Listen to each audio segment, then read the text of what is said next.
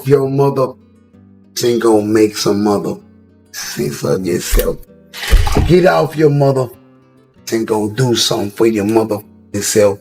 Get off your mother and go make some mothers of yourself. Get off your mother and go do something for your mother. Finesse2Tymes hopped on Instagram Live and straight up told Glorilla's sister, Victoria Woods, to pipe down and go secure a bag after Victoria went on Facebook Live claiming Glorilla left the whole family hanging. How did all this drama start? Let's break it all down for you.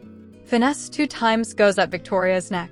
On February 4th, 2026, Victoria Scarface Woods jumped on Facebook Live and put her sister Glorilla on full blast, accusing her of neglecting their entire family.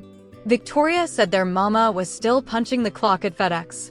She said their brother was out here grinding DoorDash deliveries. She said another brother, who is autistic, had zero support coming his way.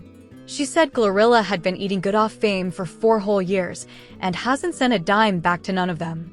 She said Glorilla hops on interviews talking about their shared struggles, but never reaches back to the crib. Y'all mad? I'm talking about y'all's favorite rapper. Y'all's favorite rapper, right? And my mama is still working at FedEx. That video caught fire quickly. Within hours, it got chopped up and reposted all across X, Instagram, and YouTube. Everybody and their mama had an opinion, but nobody came louder than Finesse2Tymes. Finesse2Tymes, government name Ricky Hampton Jr., is a Memphis rapper who's been holding it down in the city. He and Glorilla both came up through XXL's 2023 freshman class. They got regional ties, they got industry ties, and when Victoria's video started making rounds, Finesse2Tymes didn't sit on his hands. He reposted a clip of Victoria's ran on his Instagram story and wrote, "And somebody tell Glorilla's sister to F you." That was just the appetizer. On February 6, 2026, Victoria pulled up on TMZ for a sit-down interview. In that interview, she said all she wanted was $2,500 from Glorilla. She said the whole thing had her feeling embarrassed out in the streets. You know how embarrassing it is to be at the club. That's Glow's sister. And I walk outside to a Chevrolet Malibu. Finesse2Tymes peeped that interview. And he went straight to Instagram Live. What came next was a full-blown rant that took on a life of its own. He didn't sugarcoat anything. He didn't pull punches. He went at Victoria's head, telling her she had no business expecting bread from her sister's career when she had built nothing of her own. He said, "You haven't done what you were supposed to do to be somebody. You don't go to the internet and talk about your folks like that because you've got no mother hustle. Get up off your..." He told Victoria to go find her own money and literally started listing ways she could do it. He compared Victoria to his own cousin. Somebody, he said, stayed in his pockets expecting handouts without putting in any work. He said it was the exact same energy. That rant racked up thousands of views in no time flat. Clips of it started circulating on Academic's page, on XXL's page, and on dozens of reaction channels. The words were raw. The delivery was unfiltered, and it landed Finesse2Tymes dead in the middle of beef that wasn't originally his to begin with. Victoria wasn't about to fold, though. She fired back at Finesse2Tymes on Facebook, accusing him of not even looking out for his own mama. She said he doesn't take care of his mom like Glow. She tried to flip the whole script on him. She tried to question his credibility on the spot. If he was going to sit up here and preach about hustle and family loyalty, she was going to call out what she saw as his own shortcomings. That dragged Finesse2Tymes' mama into the mix. His mother broke her silence and publicly defended her son, shutting down Victoria's claims. So now, what started as a beef between two sisters had morphed into something with multiple families caught up, multiple IG lives popping off simultaneously, and multiple rappers throwing their 2 cents in from every direction. But Finesse2Tymes didn't stop with Victoria. When the game posted on Instagram backing Glorilla, saying she wasn't obligated to hold the family down, Finesse2Tymes called him a whole hypocrite. He brought up the game's own messy family history and said, where was all that energy when he was going through his family situation? Finesse wasn't about to accept solidarity from somebody he felt had no room to talk on the subject. This is what made Finesse's 2 times of involvement hit different. He wasn't just riding for Glorilla. He was checking anybody he considered inconsistent. Victoria for being entitled, the game for being a fraud on this topic, and anybody who expected to eat off somebody else's plate without bringing anything to the table. His stance was made simple. Go get your own. And he said it louder than anybody else involved in this whole situation. What Victoria put on Glorilla. To really understand why Finesse2Tymes went off the way he did, you've got to understand what Victoria Woods actually said. Because the accusations she laid out weren't some vague subliminal shots. They were detailed. They were specific, and they were deeply personal. Sketching out a picture of a family that got left in the dust while their most well-known member kept leveling up without so much as glancing in the rearview mirror. Victoria's initial Facebook Live on February 4th, 2026, was an emotionally charged broadside aimed dead at her younger sister's public persona. She told everybody watching that Glorilla, born Gloria Hallelujah Woods, had spent 4 years living her best life off fame while their parents and siblings continued to scrape by in the trenches of Memphis. She said their mother was still pulling shifts at FedEx, working a physically taxing gig despite having a daughter whose joints had been streamed hundreds of millions of times. She said their pops was so financially tapped out that he had to hit up their mother for 100. She said siblings were scattered all over the city doing whatever they could to get by. One brother out here making DoorDash runs. Another brother who is autistic is getting absolutely no assistance from the one sibling who could most afford to slide some help their way. But it was how personal Victoria got that gave the whole thing its viral juice. She wasn't speaking in abstractions. She was speaking as somebody who shared a roof with Glorilla, who endured the same roach-infested rooms and busted air mattresses and hungry nights, and who felt some type of way that those shared experiences got flipped into Glorilla's come-up story without any of the blessings trickling back down. Victoria said it plain, for you to know how we struggle, for you to know how we got neglected, for you to know how we got mistreated, and for you not to reach back and do it for not one of us. She went at Glorilla's public image, too, challenging the whole brand her sister had been building in interviews and across social media. Victoria pointed out that Glorilla regularly talks about their family struggles in her music and in press runs, soaking up sympathy and relatability from fans who love the rags to riches narrative, but that behind closed doors, none of that acknowledgement turned into actual support. She was basically calling her sister out for cashing in on their collective pain while leaving the folks who lived through it with absolutely nothing to show for it. In a string of social media posts that got increasingly pointed, Victoria added even more receipts to the pile.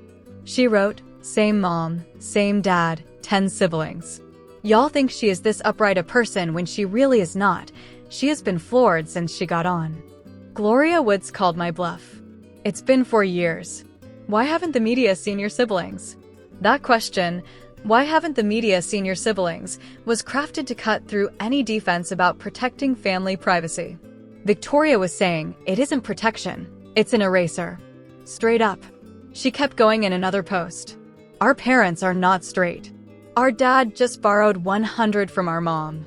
I had to give my mom 1,800 on a 2,400 rent because y'all's favorite rapper blocked her. That detail about covering 1,800 of their mama's rent while claiming Glorilla had straight up blocked their own mother was a wild accusation if it held weight. It suggested not just neglect, but active ghosting, a deliberate move to cut off the financial lifeline a parent might understandably look to a wealthy child for. Then came the TMZ interview on February 6th, which shifted the whole energy of this controversy in a way nobody predicted. Victoria sat in front of the cameras and revealed that all she had been requesting was 2,500. Not 100 bands, not a crib, not a monthly allowance, 2,500. For a rapper whose tracks chart on the Billboard Hot 100, whose collabs include Cardi B and Megan Thee Stallion, and whose debut album moved serious units, 2,500 is pocket change. Victoria knew this, and she leaned all the way into the embarrassment of the gap between them. She described what it felt like to get pointed out as Glorilla's sister at the function, while having nothing to show for the connection. The pure humiliation of getting recognized at the club and walking out to a Chevy Malibu while your sister is living in a completely different tax bracket. She also came for the one noticeable thing Glorilla had done for their father, a Jaguar. Victoria dismissed it as a flashy but hollow flex, claiming their pops didn't even have gas money to put in it. A luxury whip with no means to keep it running became, in Victoria's telling, the perfect symbol for the entire relationship. All drip, no substance. The combined weight of all these accusations hit the internet hard. Victoria wasn't just some salty sibling venting online. She was positioning herself as a whistleblower, pulling back the curtain on the carefully maintained gap between Glorilla's public image and private reality.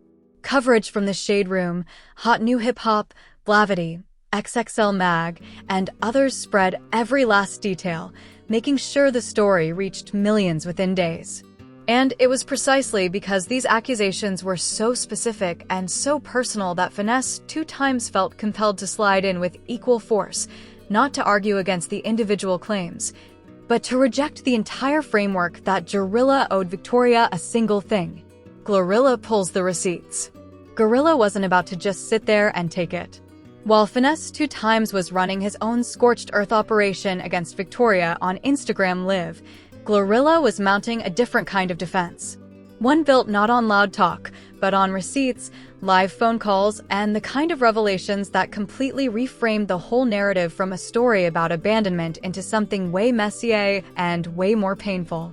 Her first play came on February 4th, 2026, when she hit her Instagram story with a screenshot of a text conversation with their mother. The message allegedly from their mama read, "You do so much for the family. I appreciate everything you do for me and the family." It was a clean surgical counterpunch. If Victoria was out here claiming Glorilla didn't do anything, here was their own mother. The same woman, Victoria, said she was still grinding at FedEx, showing love and expressing gratitude for consistent support. Glorilla followed that up with more text messages, including exchanges with their cousin Lena Harris that showed regular check-ins and financial help. She also dropped a link to Indeed.com, the job search website, without adding a single word of commentary, letting the message speak for itself. If Victoria wanted bread, Glorilla was saying, there are whole jobs out there waiting. It was a move. That carried the same exact sentiment that Finesse2Tymes would holler about more aggressively just hours later. But the screenshots were just the opening round. Glorilla took things to a whole different level when she hopped on a live and pulled a move that most celebrities in the middle of a public family dispute would never have the guts to do. She called her parents on camera live in front of thousands of viewers watching in real time. She asked them directly to confirm whether or not she had been taking care of them. The implication was unmistakable. She was putting her parents on the spot to settle this publicly, and they apparently confirmed that she had in fact retired them from the workforce. That was a devastating chess move in the court of public opinion because it knocked Victoria's strongest talking point clean off the board. If their own parents were saying Glorilla looked out for them, then what exactly was Victoria beefing about? The answer, as Glorilla started to reveal, ran way deeper than money and cut into territory that was dark, volatile, and rooted in years of personal trauma between the two sisters. During that same live, Glorilla turned the spotlight back onto Victoria in a way that fundamentally flipped the entire narrative. She didn't just deny the accusations. She pulled the covers off a history of violence and betrayal that, if true, explained everything about why she kept her distance. Glorilla stated it flat out. "You don't have to say anything about what you did to me as a kid. We aren't going to talk about how you got me sent into jail, how you tried to shoot me and then set me up." She said Victoria tried to set her up. She said Victoria tried to shoot her. She said Victoria was the reason she sat in jail for a week. Those weren't petty grievances. Those were allegations of attempted bodily harm, criminal entrapment, and straight-up endangerment. And Glorilla laid them out calmly like somebody who had been sitting on these experiences quietly for years and was only speaking on them now because Victoria chose to take it to the internet first. She said, "I've done a lot. I do not appreciate what Victoria is doing to my family." Peep the wording. My family, not our family. Suggesting that whatever bond once existed between these two sisters had been severed long before any Facebook Live rant. These revelations added a whole layer of painful context to everything that came before. The question was no longer just about whether Glorilla was generous enough with her bread. The question became, Why would anybody expect generosity from a person who says their sibling tried to take them out? Victoria's response to these allegations was to question the authenticity of the text messages Glorilla posted, claiming their mother doesn't type like that, and to keep coming at Glorilla's label situation and career moves. But the momentum had already shifted. The conversation was no longer about FedEx shifts and DoorDash deliveries and Chevy Malibus. It was about a deeply fractured family carrying wounds that predated any record deal by years. Glorilla's handling of the entire ordeal tracked with the broader story of her life, a story she's told publicly on multiple occasions and one that made her boundaries seem not just reasonable, but arguably essential for her own survival. In her widely discussed April 2024 sit-down on Shannon Sharpe's Club Shay Shay podcast, she described growing up in a Memphis household that was infested with rats and roaches, where she shared an air mattress with her sisters until she was 15 years old. She talked about a crib where resources were so scarce that the family had to wash up with water bottles when the lights got cut off. She described being homeschooled by a deeply religious mother who limited the kids' entire world to home, church, and eventually school, and not setting foot in a real classroom until the 5th grade at 10 years old, partly because an older sibling placed a call to Child Protective Services. That was the environment both sisters came up in. But the roads they took out of it couldn't have been more different.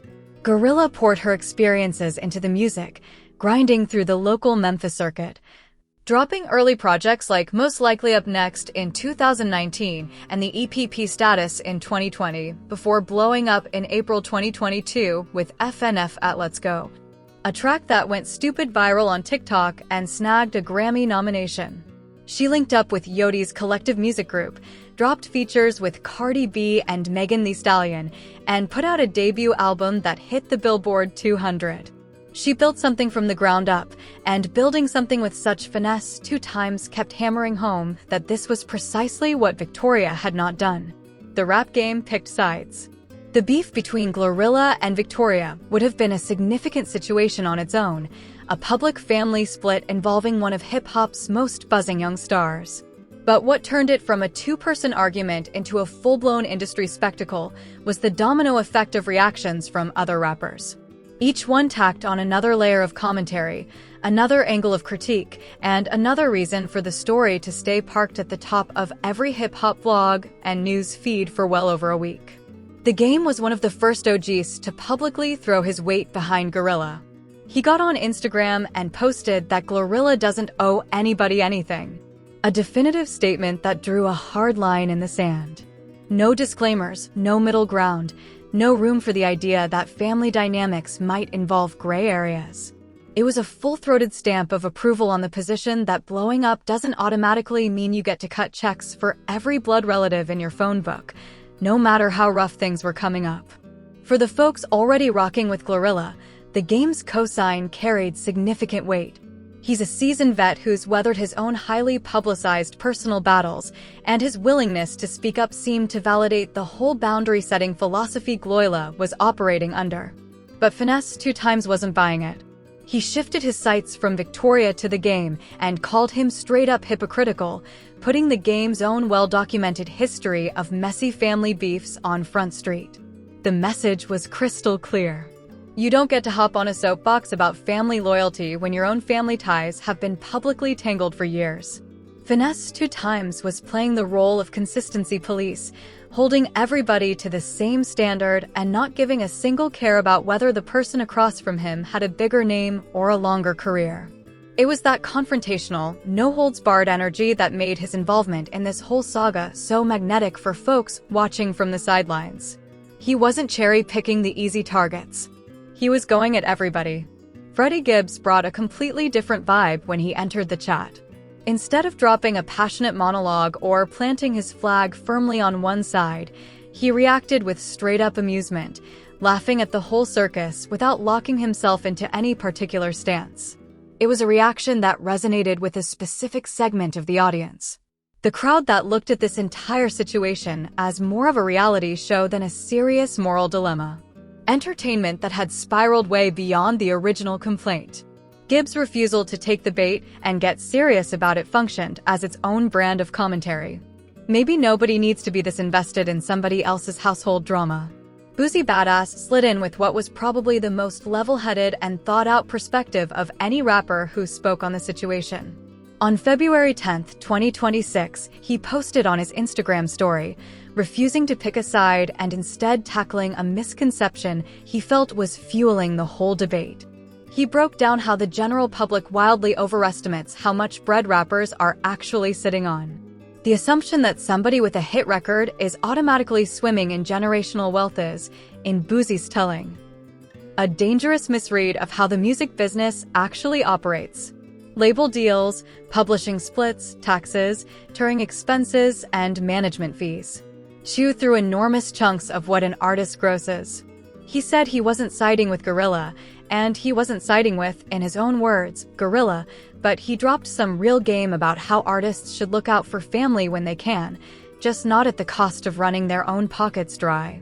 It was a rare dose of real talk dropped into a conversation that had been dominated by extreme takes on both ends. Where Finesse2Tymes was telling Victoria to go wash cars, and the game was saying Glorilla doesn't know a soul. Buzzy was saying the truth probably sits somewhere in that messy, complicated middle ground.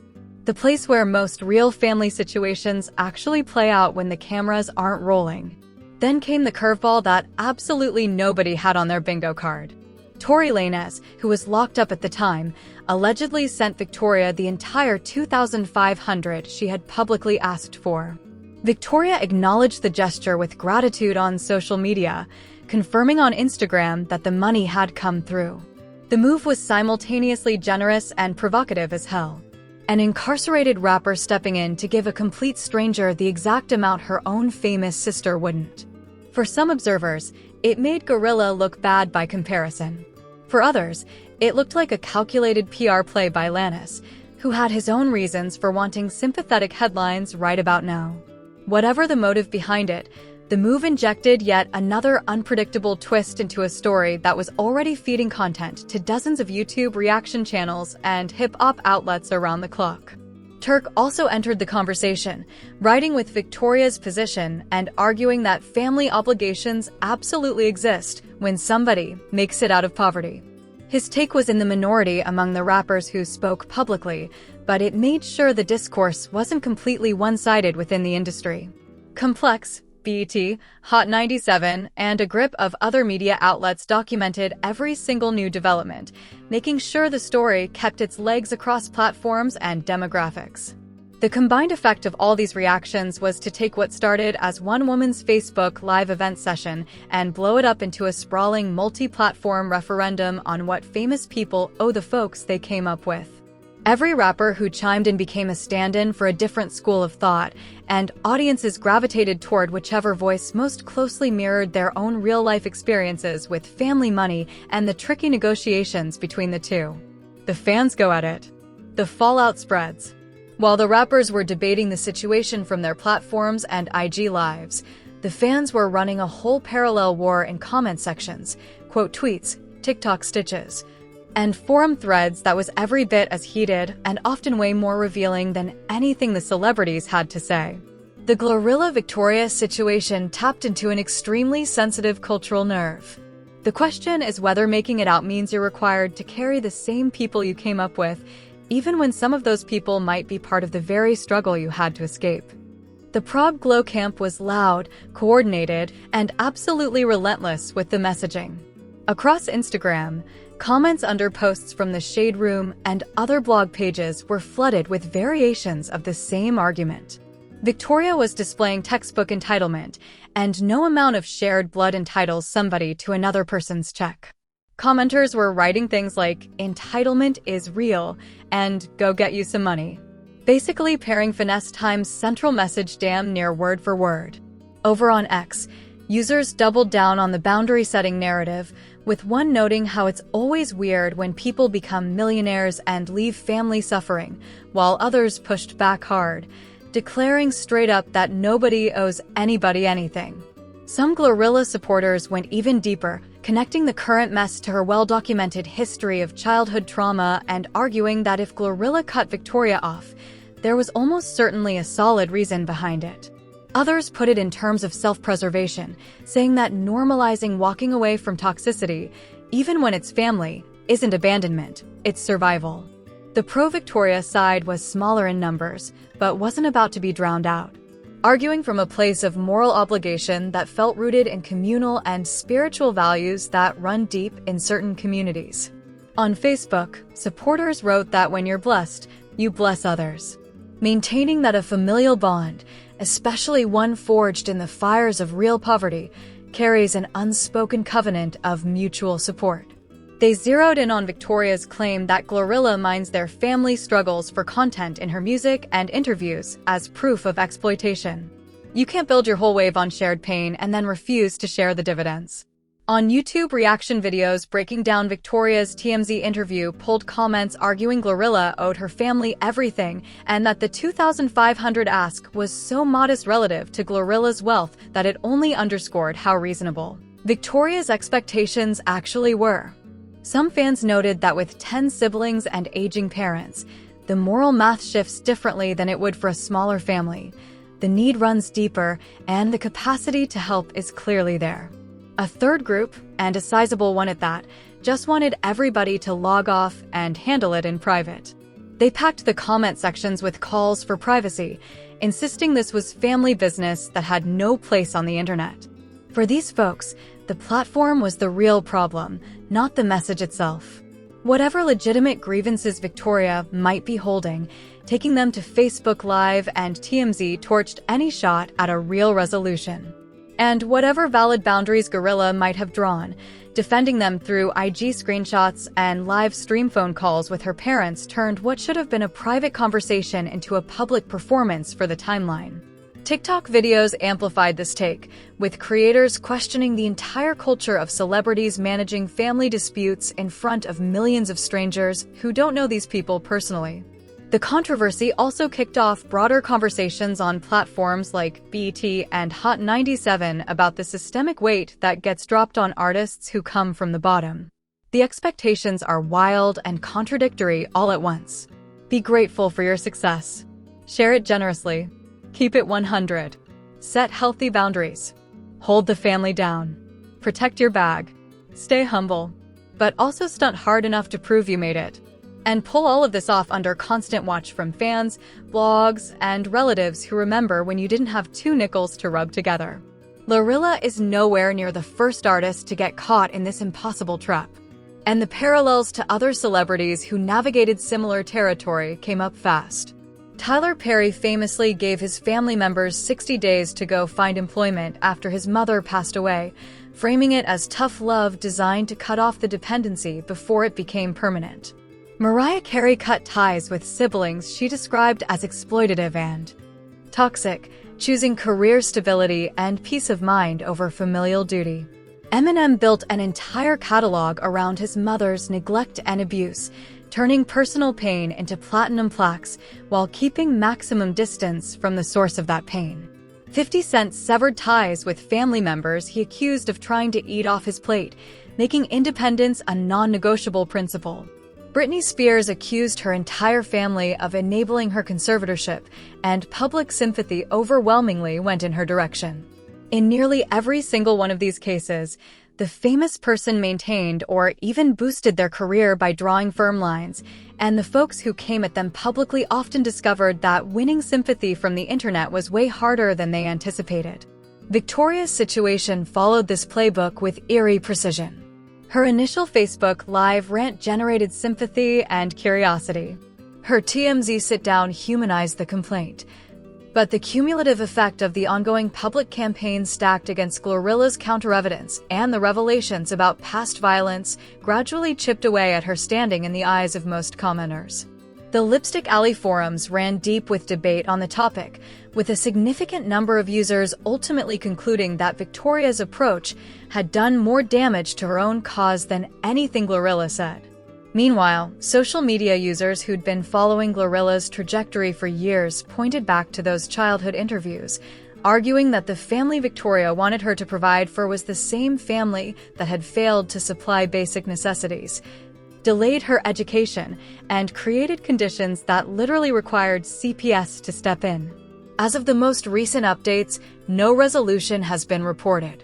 The situation sits there as an open wound, a family dispute that was always going to be messy, but became exponentially messier once it got broadcast to millions and subjected to the opinions of strangers, celebrities, and algorithm-powered content machines on every platform imaginable.